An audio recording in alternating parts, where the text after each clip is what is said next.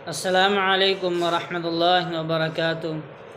محترم ناظرین کرام، آج کا ہمارا جو موضوع ہے وہ دنیا کی حقیقت ہے کہ دنیا کی کیا حقیقت ہے، کہ دنیا کی کیا اہمیت ہے۔ یہ دنیا کی اللہ پاک کے نزدیک کتنی بڑی اہمیت ہے، آج اس چیز کو ہم بیان کرنے والے ہیں۔ اس کی شروعات ہم ایک واقعے سے کرتے ہیں جو حضرت مالک بن دینار رحمۃ اللہ علیہ کا ہے۔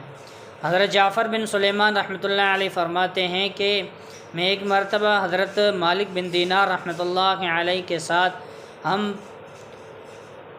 بصرہ میں چل رہا تھا، بصرہ کی گلیوں میں چل رہا تھا۔ ایک عالیشان محل پر گزر ہوا، یعنی بہت اچھا اور بہت عمدہ محل تھا جس کی تعمیر ہو رہی تھی، اور ایک نوجوان بیٹھا ہوا تھا جو معماروں کو یعنی کاریگروں کو ہدایت دے رہا تھا کہ یہاں یہ بنے گا، وہاں اس طرح بنے گا، یعنی ہر چیز کی وہ نوعیت بتا رہا تھا محل کی کہ کس جگہ کیسا اور کہاں پر کیا چیز بنے گی۔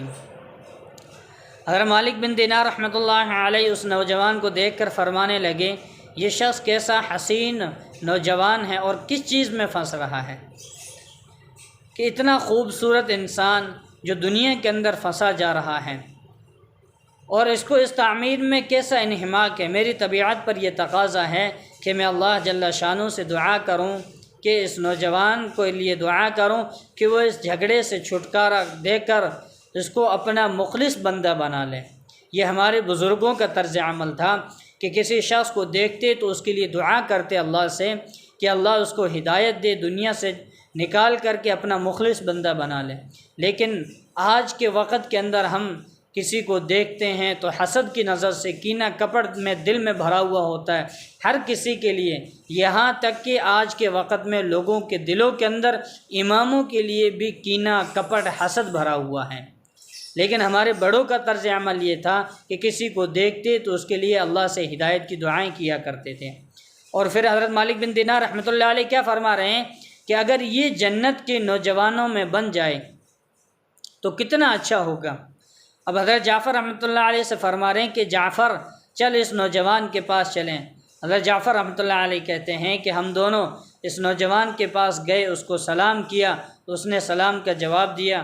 حضرت مالک رحمۃ اللہ علیہ سے واقف تھا لیکن پہچانا نہیں، جانتا تو تھا مگر حضرت کو پہچانا نہیں۔ تھوڑی دیر میں پہچانا تو کھڑے ہو گئے اور پوچھا کیسے تشریف آوری ہوئی، کیسے آنا ہوا آپ کا۔ حضرت مالک رحمۃ اللہ علیہ نے فرمایا تم اس مکان میں کتنا پیسہ لگانے کا ارادہ کر رہے ہو، یعنی کتنا روپیہ لگا رہے ہو؟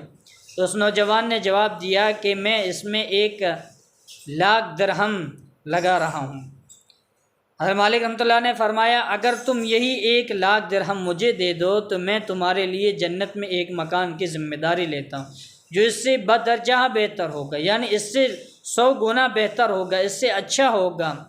اب حضرت مالک رحمۃ اللہ علیہ اس مکان کی تعریف فرما رہے ہیں کہ اس میں چشم و خدام بھی ہوں گے، یعنی نوکر چاکر بھی ہوں گے، اس میں خیمے اور قبے جو ہیں کمرے وغیرہ وہ سرخ یاقوت کے ہوں گے جن پر موتی جڑے ہوئے ہوں گے، اس کی مٹی جو ہے وہ زعفران کی ہوگی، اس کا گارا جو ہے وہ مشک کا ہوگا جس کی خوشبوئیں مہکتی ہوں گی، اور وہ کبھی پرانا نہیں ہوگا، یعنی وہ محل کبھی پرانا نہیں ہوگا، وہ ہمیشہ نیا ہی نیا رہے گا، نہ ٹوٹے گا، نہ اس کو کوئی معمار یعنی کاریگر بنائے گا، یعنی وہ ٹوٹے گا بھی نہیں اور اس کو کوئی کاریگر بھی نہیں بنائے گا، بلکہ اللہ تعالیٰ کے امر کن سے تیار کیا جائے گا، اللہ کے حکم کے مطابق تیار کیا جائے گا۔ اس نوجوان نے کہا مجھے سوچنے کے لیے آج رات کی مہلت دیں، کل صبح تک انشاءاللہ آپ تشریف لاویں اور میں اپنی رائے رکھوں گا، یعنی آج رات مجھے دے دیجئے، میں رات کو سوچ وچار کر کے صبح کو انشاءاللہ میں آپ کو بتاؤں گا، آپ تشریف لے آئیں، میں آپ کو ضرور بتاؤں گا۔ حضرت مالک رحمۃ اللہ علیہ واپس چلے آئے اور رات بھر اس نوجوان کی فکر رہی۔ کس کے بارے میں فکر کرتے رہے؟ رات بھر اس نوجوان کی فکر میں رہے۔ آخری شب میں یعنی رات کا جو آخری حصہ ہوتا ہے اس آخری حصے کے اندر اس کے لیے بہت عاجزی سے دعا کی، اللہ کے سامنے اس کے لیے بہت عاجزی اور انکساری کے ساتھ اللہ کے سامنے دعا کی۔ جب صبح ہوئی تو حضرت جعفر رحمۃ اللہ علیہ فرماتے ہیں کہ ہم دونوں اس کے مکان پر گئے۔ کس کے؟ اس نوجوان کے۔ وہ نوجوان دروازے سے باہر ہی انتظار میں بیٹھا تھا، وہ حضرت مالک بن دینار رحمۃ اللہ علیہ کے انتظار میں بیٹھا ہوا تھا۔ جب حضرت مالک بن دینار رحمۃ اللہ علیہ کو دیکھا تو بہت خوش ہوا۔ حضرت کو جب آتے ہوئے دیکھا تو بہت خوش ہوا۔ حضرت مالک نے فرمایا تمہاری کل کی بات کی میں کیا رائے ہیں، یعنی کل جو میں نے آپ سے بات کہی تھی اس بات کے بارے میں آپ کی کیا رائے ہیں؟ اس نوجوان نے کہا آپ اس چیز کو پورا کر دیں، یعنی آپ 1,00,000 درہم مجھ سے لے لیں اور مجھے جنت کے جو مکان کی ذمہ داری میری ہے وہ لے لیں، اس چیز کو آپ پورا کریں جس کا آپ نے کل وعدہ فرمایا تھا۔ حضرت مالک رحمۃ اللہ علیہ نے فرمایا ضرور۔ اس نے دراہم کے توڑے سامنے لا کر رکھ دیے اور دوات قلم لا کر رکھ دیا، یعنی جو درہم تھے وہ درہم بھی لا کر کے رکھ دیے اور دوات بھی یعنی سیاہی اور قلم بھی لا کر رکھ دی۔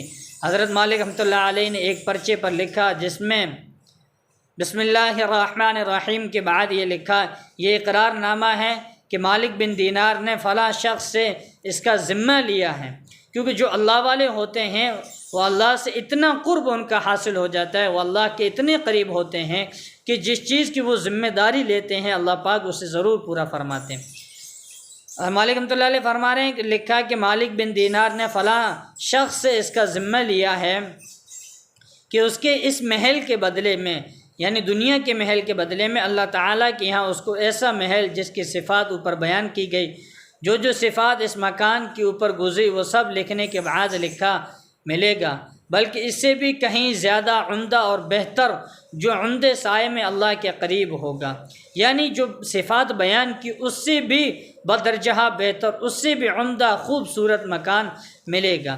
یہ پرچہ لے کر اس کے حوالے کر دیا اور 1,00,000 درہم اس سے لے کر چلے گئے۔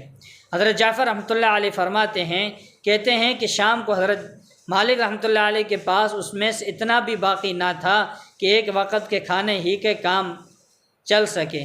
یہ اللہ والوں کی بڑی سخاوت کی جو واقعات ہیں، اللہ والوں کے بڑے مشہور واقعات ہیں۔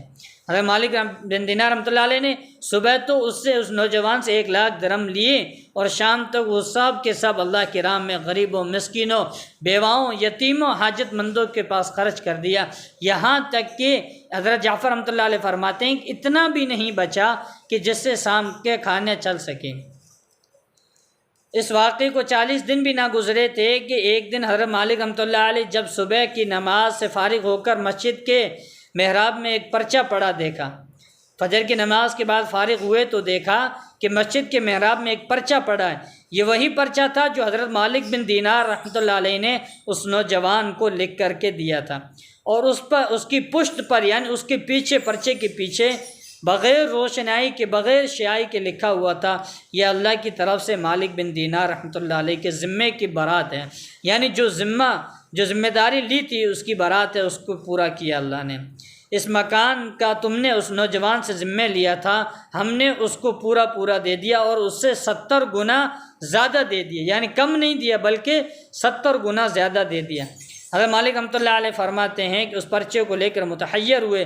اس کے بعد ہم اس نوجوان کو مکان پر گئے، اس نوجوان کے مکان پر گئے، ہم نے پوچھا کہ تو معلوم ہوا کہ اس نوجوان کا کل گزشتہ انتقال ہو گیا، یعنی ایک دن پہلے انتقال ہو گیا۔